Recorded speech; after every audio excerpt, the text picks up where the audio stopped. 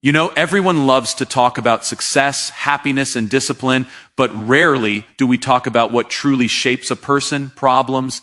Every human being walking this earth faces them. Some break, some bend, and some rise beyond imagination.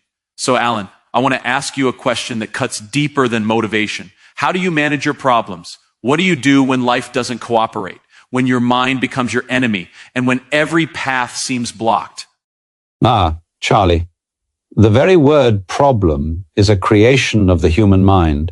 Nature does not have problems, it has processes. A storm is not a problem, it is a transformation of energy.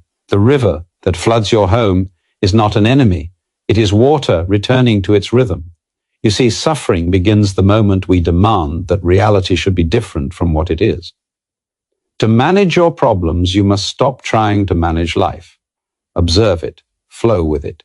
When you cease fighting the current, you begin to move in harmony with existence itself. You cannot solve a problem on the same level of consciousness that created it. Most people attempt to escape, to fix, to control, but all this only tightens the knot. The art is to look directly into the difficulty without judgment. When pain comes, feel it. When confusion arises, watch it as you would watch clouds pass in the sky. The more you resist, the more it persists. But when you surrender awareness, the energy locked inside that problem becomes wisdom. Managing problems is not about avoiding chaos. It's about dancing with it.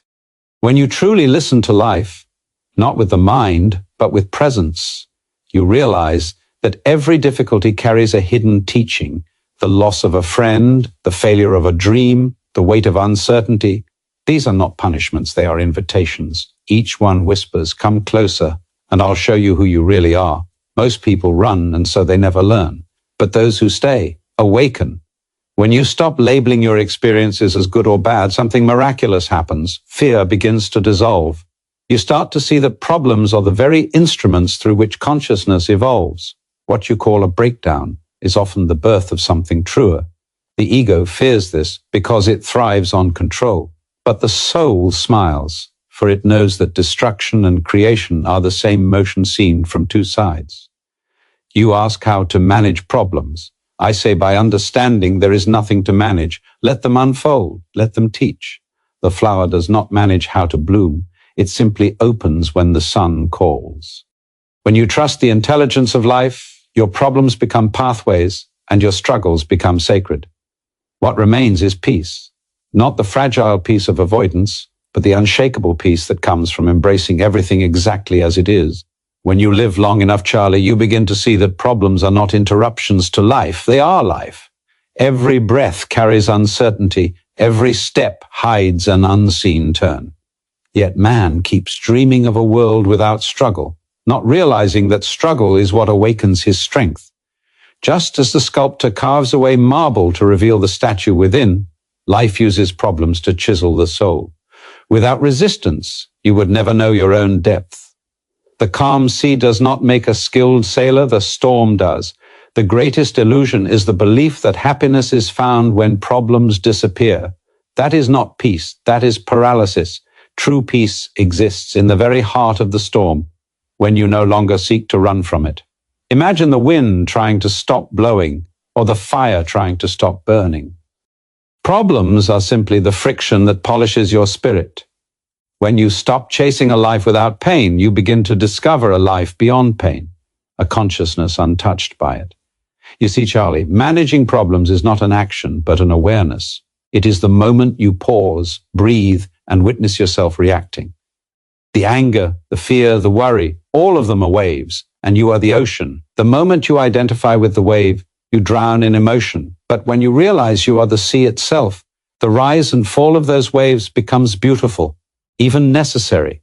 This understanding doesn't remove problems, it removes the suffering born from them. Most people want solutions, not understanding. But understanding is the real solution. When a man becomes aware of the nature of his mind, how it clings, how it resists, he becomes free. Problems may still appear, but they no longer dominate him. He sees them as teachers disguised as trouble. The same pain that once crushed him now shapes his clarity. The same confusion that once drowned him now deepens his silence.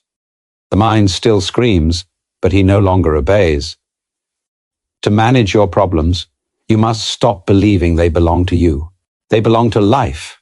You are not the owner of pain, only the witness of it. When you drop ownership, you drop the weight. Then, what was once unbearable becomes light, even sacred. You begin to sense a quiet intelligence guiding everything, even your suffering. And in that realization, you no longer fight to fix the world, you simply align with it. Harmony replaces control, and awareness replaces fear. So, Charlie, managing problems is the art of becoming transparent. Let everything pass through you, the anger, the joy, the loss, the confusion. Do not hold anything. The more you try to grip life, the more it slips away. But when you open your hands, everything that was meant for you remains. Problems cease to be obstacles and turn into revelations.